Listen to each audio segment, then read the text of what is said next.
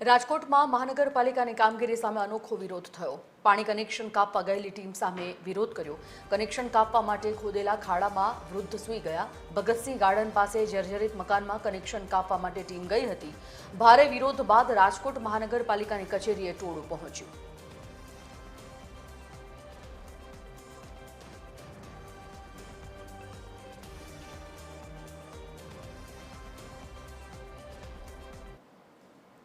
સંવાદદાતા રવિ Motwani phone line પર જોડાઈ ગયા છે। રવિ, મનપાની કામગીરી સામે વિરોધ ત્યાંના લોકોએ નોંધાવ્યો છે। પાણી કનેક્શન કાપવા માટે ટીમો જે ગઈ હતી તેમને રોકવામાં આવી।